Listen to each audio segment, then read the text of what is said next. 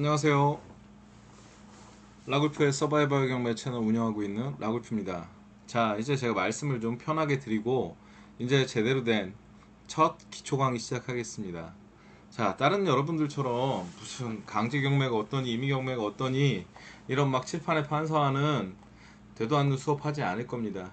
그냥 정말 조용히 잘 긴 시간 잘 따라오시는 분들은 경매가 뭔지, 법이 뭔지, 제대로 된 경매가 뭔지, 특수물건이 뭔지 하나하나씩 알게 되실 거예요. 부족하신 분들은 영상 열심히 보시고, 이해 못하시는 분들은 네이버 찾아보시고 하시면서 잘 따라와 보시길 바랍니다. 자, 대한민국에서 경매를 하면서 제일 먼저 필요한 것이 제가 봤을 때는, 자, 여러 가지 공적 장부들을 읽는 방법입니다. 그 중에 가장 먼저 여러분이 접하고 웬만한 분들은 직접 본 적은 없어도 다 들어는 봤을 거예요. 등기부 등본이라는 게 있습니다. 등기부 등본이라는 공적 장부는 나라에서 관리를 하고 있고 등기소에서 관리를 하고 있기 때문에 공적 장부라고 하는데, 자, 이게 공적 장부 중에서도 등기부 등본은 크게 여러분들이 아셔야 될 게 세 가지로 나뉘어요. 첫째, 여기 보시는 토지 등기. 그리고 두 번째, 건물 등기. 그 다음에 하나가 더 있어요. 어떤 게 있냐면, 여러분이 지금 보시는 것처럼 토지랑 건물을 등기부를 각각 쓰는 그런 건물이 아닌 집합 건물이라는 게 있어요. 여러분들 아시기 가장 편한 건 아파트, 다세대인 빌라, 이런 것들은 등기가 한 장에 전부 건물과 토지가 표시가 되게 되어 있습니다. 그거는 왜 그런지 제가 조금 이따가 설명을 다시 해드릴 거고요. 일단 토지 등기부터 먼저 보겠습니다. 자, 토지 등기. 잠시만요. 확장을 좀 해야 되는데 제가 아직 이런 것들을 운용하는 게 약간 어설퍼요. 화면을 크게 키워야 되는데 얘가 안 보여야 되는데.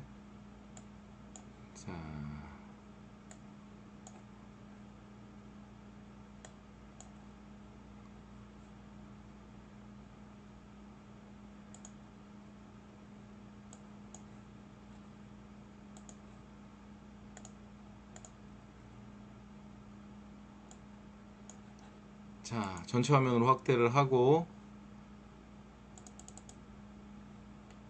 화면을 좀 키워보도록 하겠습니다. 자, 여러분 보시면 등기부 등본을 처음에 여러분이 떼시면 등기사항 정부 증명서 말소사항 포함이라고 괄호 열고 되어 있죠. 이게 뭐냐면 말소사항을 등기부 등본을 발행할 때 말소사항을 포함시킬 건지 아니면 현재 유효한 사항만 표시를 할 건지를 선택할 수 있게 돼 있어요. 근데 돈이 더 드는 게 아니기 때문에 말소사항을 전부 포함하시면 그게 가장 좋습니다. 그러면 토지에 대한 등기부 등본을 한번 살펴보도록 하겠습니다. 자, 이 고유번호는 여러분 보시면 알겠지만 이 등기 자체에 고유번호가 다 부여되어 있어요. 어느 등기를 보거나 일률적으로 똑같은 고유번호가 존재하지 않습니다. 그리고 자, 토지 등기임에도 불구하고 좌측 최상단에 보시면 토지라고 중괄호가 되어 있죠. 대괄호인가요? 대괄호네요. 인천광역시 강화군 부릉면 삼성리 731-3 하고 그 토지 소유의 토지 소재지가 가장 먼저 나오게 되어 있어요. 그 다음에 아래를 보시면 표제부라고 보이시죠? 표제부는 뭘까요? 표제부는 그냥 여러분 아시다시피 이 표제부는 그냥 겉장이라고 보시면 되죠. 겉장. 그래서 토지의 표시라는 게 나옵니다. 이 토지의 표시라는 건 뭐냐면 이 토지를 어떤 성격의 어떤 형질의 어떤 면적을 가진 땅인지를 여러분에게 글로 보여주는 거예요. 그러면 글로만 보면 이 토지가 도대체 어떻게 생겼는지 모르지 않습니까? 라고 말씀하시는 분들도 분명히 계실 거예요. 그거는 지적도 보시면, 자, 전자지적도 한번 올려볼게요. 보이시죠? 자, 여기 이렇게 확장해 보시면 731-3 필지는 이 모양으로 생겼습니다. 이건 지적도에서 확인이 가능하세요. 지적도에서 가능하신데, 자, 이 면적이 얼마나 되느냐. 여기서 표시번호 1번 보시면 2017년 12월 21일 인천광역시 광화군 부른면 삼성리 731-3 답, 지목은 답이라고 합니다. 지목은 뭐냐면요, 이 땅에 어떤 성질을 부여하고 있는지에 대한 현황을 알려주는 거예요. 그래서 답은 여러분 뭔지 아시죠? 논입니다. 논. 밭은 전. 건물을 짓기 위한 거는 대라고 합니다. 대지의 악자예요. 그리고 면적은 3081제곱미터. 근데 왜 이게 삭선이 돼 있을까요? 이렇게 되면 이게 말소가 됐다는 거예요. 말소가 됐다고 여러분이 지우개로 지우듯이 다 없어지는 게 아니라 이렇게 삭선이라는 걸 해서 이게 지금 뭔가 변화가 생겼다는 걸 여러분에게 보여주는 겁니다. 그럼 어떤 변화가 생겼는지 한번 볼까요? 731-3 답의 3081제곱미터는 등기 원인 및 기타 사항에 왜 이렇게 변화가 생겼는지를 보여주는 겁니다. 분할로 인하여 인천광역시 강화군 부른면 삼성리 731-2에서 2기 옮겨 적었다는 소리예요. 2기는. 자, 그러면 어떻게 이게 왜 이렇게 됐을까라고 보면, 자, 731-2 토지 3081제곱미터를 전부 잘랐다는 거예요. 그래서 이렇게 전부 잘라서 분필, 필지를 나누거나 합필, 필지를 합쳐서 결국 네 번째 표시 번호를 보시면 2019년 10월 21일 이 강화군 부른면 삼성리 731-3 대지. 자, 지금 대지 지목이 변경이 됐어요. 자, 여러분이 알고 있는 건물을 짓기 위한 땅은 전부 대지로 전용, 대지로 바뀌어야지만 건물을 지을 수 있습니다. 그래서 건물이 준공이 나고 나면, 자, 대지로 전부 지목이 변경이 되게 돼 있어요. 자, 잡종기여도 좋고 임야여도 좋습니다. 건물을 지을 수 있는 땅은 그 땅이 건물이 쓰고 나면 전부 대지로 지목이 변경이 됩니다. 뭐 기타 설명할 부분이 사실은 여기서 더 많아요. 왜냐하면 이 땅의 형질이라든가 땅이 왜 이렇게 변하는지, 그리고 자, 대한민국의 모든 논이나 밭은 그냥 대지로 전용을 할 수가 없습니다. 대지로 바꾸기 위해서는 나라에 지불해야 되는 돈이 있어요. 전용비라고 합니다. 대지로 바꾸기 위해 전용비. 그런 부분은 나중에 천천히 공부를 하시면 되고, 일단 관심을 가지고 보시고, 결국은 그래서 2019년 10월 21일 인천광역시 강화군 부른면 삼성리 731-3 토지는 대지로 지목이 변경이 되고, 그 전체 면적은 자 355제곱미터로 이미 확정이 돼서 딱 정해졌습니다. 자, 이 표제부는 뭐냐 하면, 그래서 이 표제부에 토시의 표시를 하게 되어 있는데, 그 소재 지번이라든가 지목이라든가 면적이라든가 이런 것들이 어떻게 변화하는지에 대한 걸 기재하게 되어 있는 그 제일 겉장이라고 보시면 돼요. 지금은 등기부등본이 여러분이 발급을 받으시면 이렇게 지금 이렇게 세로 화면으로 보실 수가 있는데, 예전에는 이것도 이렇게 가로 화면이었어요. 지금 많이 바뀐 거예요. 점점 바뀌고 있고, 처음에 등기부등본이 생겼을 때는 겉장이 있었다는 소리예요. 표제부 같은 경우에는. 그래서 그 다음에 표제부 다음에 나오는 건 갑구라고 표시가 됩니다.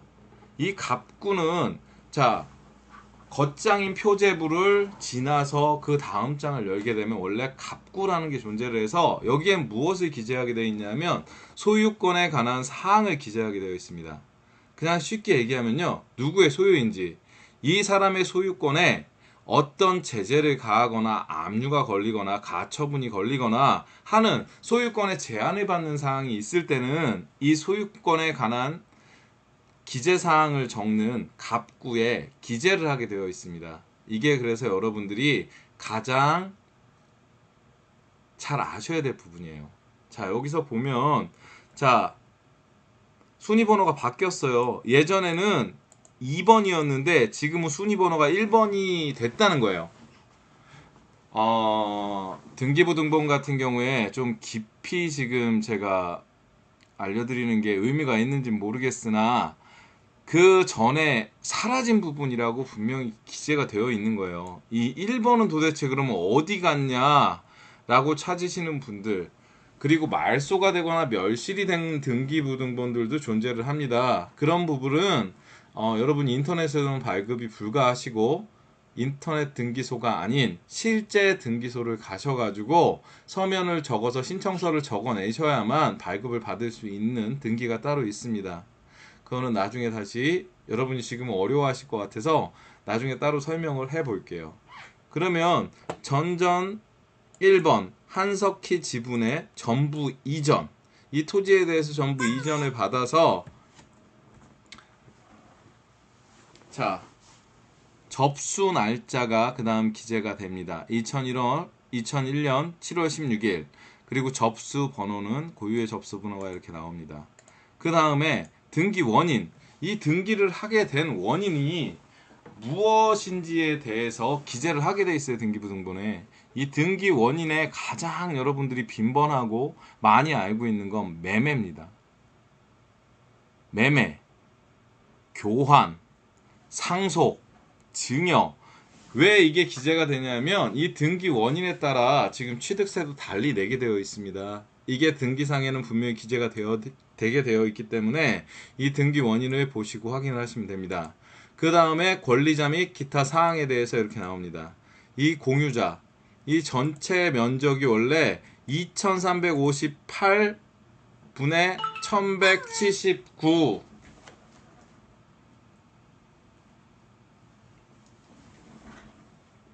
이 부분에 대해서 유정원이라는 사람이 소유를 하고 있었는데, 자, 삭선이 됐어요. 이렇게 삭선이 되면 이 삭선이 뭐냐면 이게 이 사람의 소유가 다른 사람의 타인의 소유로 바뀌었다면 이 유정원이라는 사람 이름 역시 삭선이 됩니다. 이런 식으로 유정원이 삭선이 돼야 되는데 그렇지 않다는 건 주소지만 바뀌었다는 소리예요. 이 주소지의 변경은 자, 이거를 주등기라고 하고 순위번호 1번, 2번, 3번 이런 건 그냥 주등기라고 하고 1-1 이렇게 뒤에 따라붙은 등기를 부기등기라고 합니다. 공인중개사 공부하시는 분들도 말로만 들으시다가 실제로 이렇게 보시면 공부가 좀 더 잘 되실 것 같기는 해요. 그래서 이 등기 원인을 보면 1번 등기명인의 표시가 변경이 됐다는 거예요. 주소지가 바뀌었다는 거예요. 그래서 등기 원인을 보면 2015년 1월 28일 날 이 사람이 이사를 했다는 겁니다. 그로 인해 바꿔야 되는데 이 주소지가 바뀌지 않은 부분에 대해서 벌금이나 과태료가 없어요. 그래서 소유권을 이전하게 되면 그때 동시에 이전을 하면서 같이 접수를 하기도 해요. 그래서 2018년 1월 29일 날 접수를 했다는 겁니다. 자, 보이시죠? 그 다음에 1-2 부기등기로 다시 1번 등기명령의 표시가 또 바뀌었어요. 뭘로 바뀌었나요? 자, 주소지가 또 바뀌었죠. 구월동으로 이사를 하셨네요. 그 다음에 주등기 2번. 자, 여기에 보시면 이분이 지분으로 갖고 있었는데 1번 최호열 지분의 전부 이전. 그래서 이만큼을 더 갖추고 오게 되는 거예요. 처음에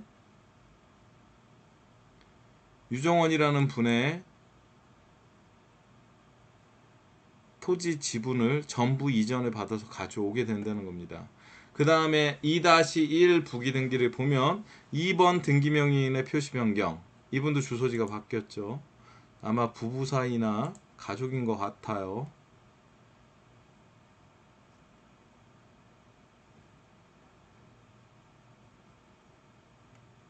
아, 말씀 잘못 드렸네요. 유정원 씨라는 분이 최호열이라는 분의 지분을 전부 이전 받아오고 그분의 주소지가 바뀐 걸 다시 이번에 기재를 한 겁니다. 그렇게 보시고 그 다음에 3번 등기 원인이 뭔가요? 등기의 목적이 뭔가요? 이 등기를 하게 된 목적은 이 소유권을 이전했는데 무조건 팔았다고 생각하시면 안 돼요. 여기 분명히 등기 원인이 기재가 되어 있습니다. 뭐라고 되어 있습니까? 매매라고 되어 있죠. 여러분이 가장 많이 보시는 매매.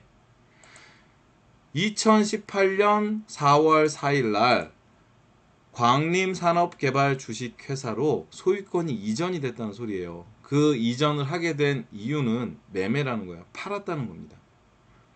그리고 3번 등기명인의 표시가 변경이 됩니다. 이 법인 같은 경우에도 주소지가 지금 이전이 되거나 지목이 바뀌어서 되는 부분 같은 경우에는 이렇게 부기등기로 바뀐 부분을 삭선을 하고 이렇게 처리를 부기등기로 해주게 되어 있습니다. 그리고 4번 보시면 합병한 대지 302제곱미터에 대한 2기 소유권 이전. 자, 이렇게 해서 이런 부기등기들이 나오고 다시 소유권 이전이 또 되죠. 이런 주등기들을 다 따라가면 8번까지 이렇게 여러분 나오는데, 여기에서 여러분이 알고 있는 것 중에 하나가 강제 경매 개시 결정이에요. 7번이. 다른 부분은 지금 설명해 드린 대로 매매나 기타 여러 원인에 의해서 주등기나 부기등기를 통해 지금 소유권의 변화가 되는 것들을 보여준 거고, 자, 강제 경매 개시가 결정이 되면 이렇게 등기부 등본 갑구에 기재를 하게 되어 있습니다. 의무적으로 기재가 되게 돼 있어요.